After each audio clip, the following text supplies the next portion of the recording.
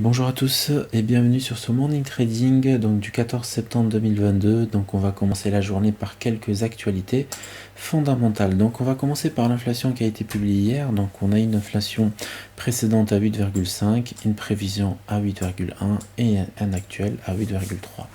Alors 8,3% par rapport aux prévisions. Mais 8,3% par rapport au précédent. Donc c'est le chiffre clé qu'il faudra essayer de retenir aujourd'hui pour essayer de comprendre comment va trader sur les graphiques dans la journée par rapport à ces événements en fait qui sont passés. Donc il faut savoir qu'hier, moi de mon côté sur Telegram, j'ai partagé des achats sur le Dow Jones. C'est pas parce que je revois des achats sur du long terme, non, parce que quand le prix il baisse, quand le prix par exemple fait une chute, ok, si par exemple on est en train de baisser, il y a beaucoup plus de potentiel de rebondir que de continuer à baisser. Ok, malgré que sur le Dow Jones, on n'a pas du tout rebondi, bien sûr en daily, mais si on regarde les graphiques rapidement en une minute, moi ce que j'essayais de faire hier, par exemple sur des mouvements comme ça, voilà, sur des mouvements comme ça, on peut rebondir. Et ça fait pas mal de points. Alors, je suis, on va dire, plutôt optimiste. Ça veut dire que je pense qu'aujourd'hui, on peut avoir une belle correction, d'accord? Et pourquoi une belle correction? Parce que si on regarde les chiffres de l'inflation, le précédent est à 8,5, l'actuel est à 8,3. Donc, il y a une baisse de 0,2%. D'accord. Si on regarde la courbe annuelle de l'inflation, on a un pic à 9,1, puis 8,5, puis 8,3. Donc c'est pas une inflation en hausse.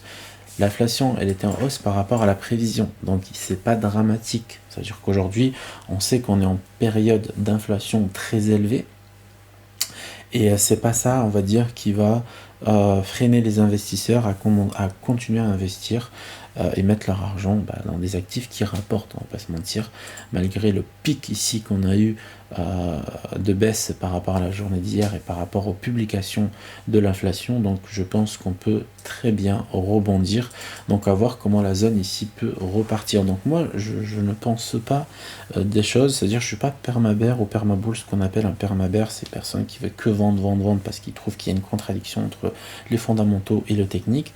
Et un perma-bull, c'est la même chose, c'est quelqu'un, on va dire, qui va vous expliquer à peu près la même chose, qui va dire attention, l'inflation quand même, elle est à 8,3, elle est en baisse par rapport à la précédente, donc moi je vais faire que acheter. Non, je vais pas me comporter comme ça.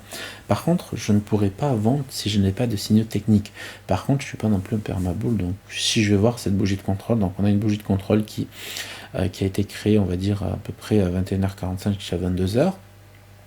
Et pour le moment, le marché s'est maintenu au-dessus de cette bougie de contrôle. Donc on voit que toutes les cyclicités tapent là, parce qu'il y avait quand même une grosse chute, c'est normal. Ça perturbe énormément les calculs. Et ici, donc moi, ce que je vais chercher, c'est toute cette zone de mèche, je vais chercher des achats là-dessus. C'est-à-dire que je pourrais faire un truc comme ça, et un truc comme ça, et me dire, ok, si le marché revient dans cette zone, je vais commencer à chercher des petits scalps pour commencer, et des scalps qui vont se transformer en intraday. Et bien sûr, si le trade y part bien, je laisserai même un petit trade pour le reste de la semaine. Donc voilà. Donc quand je cherche un achat au bout de 25 points ou 20 points, je suis déjà fait une belle journée et j'ai déjà fini quasiment ma journée, parce que 80% de traders, on va dire plutôt rentables, vont chercher très peu avant d'aller chercher très loin. C'est-à-dire que je suis pas obligé de faire des ratios de ouf pour aller prendre 100 pips ou 100 points au marché pour être rentable. Non. Il suffit, à partir de 10 points, je commence déjà à être rentable sur ma journée. Et c'est ce que je vise depuis plusieurs années et ça marche super bien, et je continuerai avec cette méthode tant que pour le moment elle est bénéfique pour moi, parce que je mets des gros lots, vous le voyez sur le canal Telegram, et n'hésitez pas à le rejoindre, le canal Telegram, si vous souhaitez en savoir plus sur ce que moi je propose et sur mes partages de positions, etc. etc. Donc voilà, ici je vais chercher des achats. Donc pour le moment, des zones de vente, honnêtement j'en ai pas trop. Je vais juste activer rapidement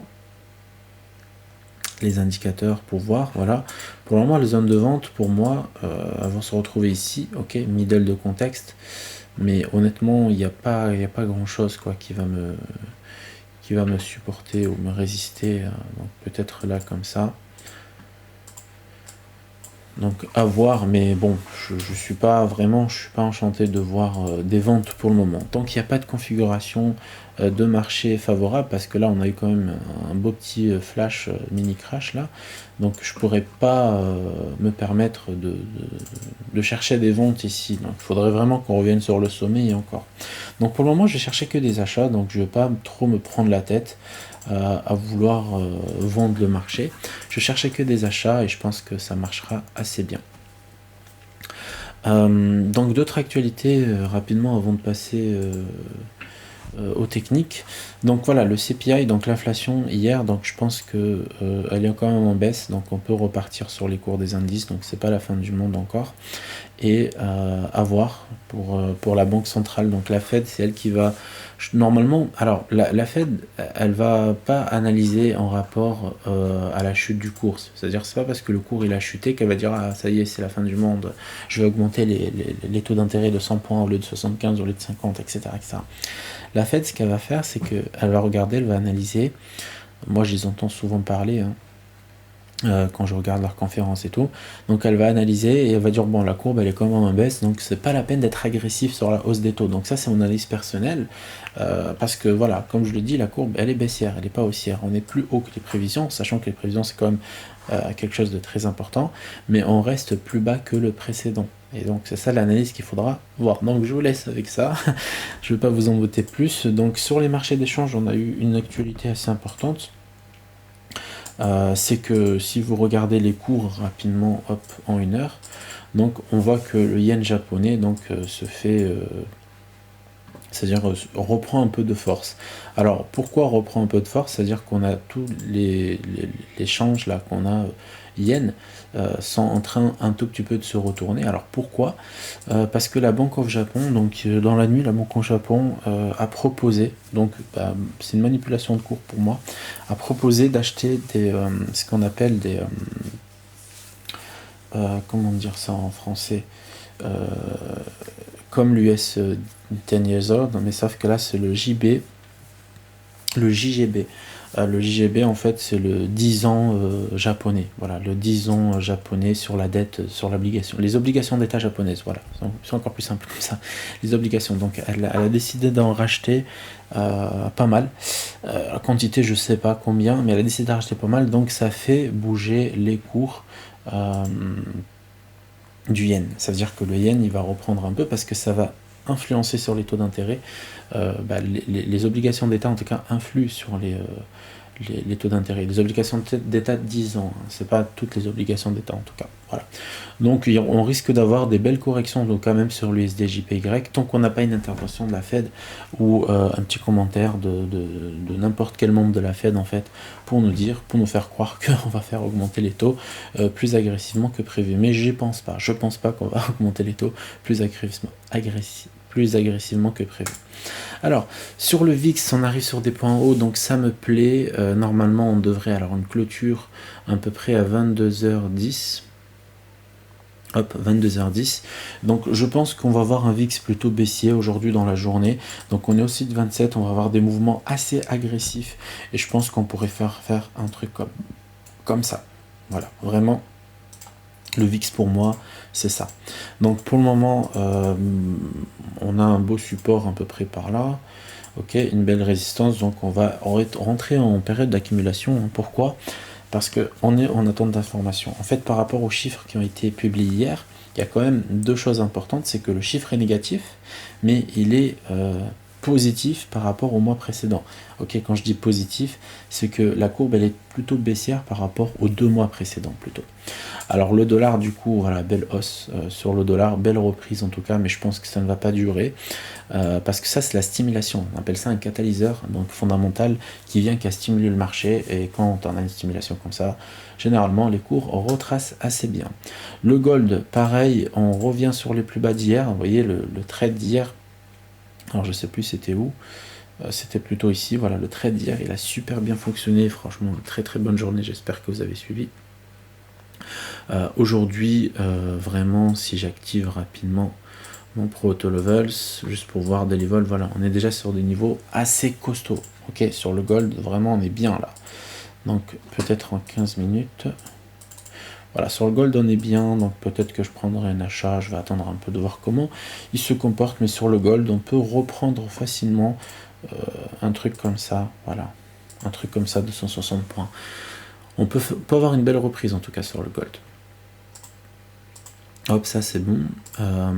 Donc pour ma part, pour le gold, je vais attendre que des achats pareil, hein. Je suis vraiment en mode achat, achat, achat. Ce matin, je suis un permaboule, on appelle ça.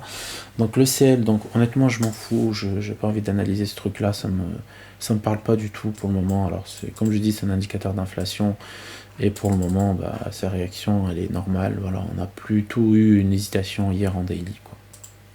Alors, le DAX, donc, qui est quand même impacté par l'inflation US, d'accord. Pour moi, le DAX aujourd'hui, est-ce que je peux acheter du DAX? Honnêtement, oui. Honnêtement, oui, parce qu'on a quand même un support assez sympa ici, ok. Donc, on a un support. Pour le moment, algorithmiquement, on n'a pas grand-chose, hein. Peut-être en H1, on a quelque chose, non, même pas. H4... non plus, en M30 non plus. Alors M30 je regarde pas, mais on a la mid de contexte qui vient supporter. Et en 3 minutes je crois qu'on n'avait pas grand chose aussi. Donc voilà, je vais attendre vraiment le pullback ici pour pouvoir me mettre à racheter du DAX. Après, est-ce que je pourrais vendre le DAX? Honnêtement non. Pour le moment j'ai pas de... En tout cas j'ai pas de configuration vendeuse, donc je vais pas me faire chier à chercher des configurations vendeuses. Et en plus, je n'ai pas trop confiance pour le moment à la vente tant que c'est pas clair fondamentalement. Donc le Dow Jones, pareil, voilà, je vais attendre un achat ici. Donc voilà, ma priorité aujourd'hui, c'est Dow Jones à partir de dès qu'il y a un peu de volatilité, et le gold plutôt en achat. Voilà, ça c'est mes priorités aujourd'hui. Je vais essayer de me concentrer sur ça. Je vais scalper, day trader, swinger, etc. Je vais faire ce que je sais faire de mieux. Et voilà, donc en tout cas, j'espère que cette vidéo vous a plu. En tout cas, faites attention à ce que vous faites. On a quand même des annonces économiques aujourd'hui encore importantes, je crois, si je ne me trompe pas. On a le livre sterling ce matin, donc pareil, encore l'inflation, etc. Bon, pour ceux qui tradent le forex, en tout cas. Alors, je crois que je suis sur aujourd'hui. Et sinon, en US, on a quoi? Alors, rapidement... Ah, il est prêt à la production IPP. Donc en fait c'est tout simplement une mesure par rapport à la consommation, mais de services. C'est-à-dire que ça peut être les services comme Apple, ça peut être les services comme voilà, des services mais pas physiques. C'est plutôt des services non agricoles et non alimentaires. Voilà. Donc ça c'est quelque chose qui va aussi mesurer, qui va aider à mesurer l'inflation. Mais bon. Moi je regarde pas ces trucs là, voilà. Je trouve pas ça très... En fait, tant que ça touche pas l'alimentaire et l'énergie, pour moi c'est pas très important. Après voilà, regardez quand même, on sait jamais. Le résultat peut quand même influencer les prix, etc. Donc voilà, j'espère que cette vidéo vous a plu en tout cas, et je vous souhaite une bonne journée de trading.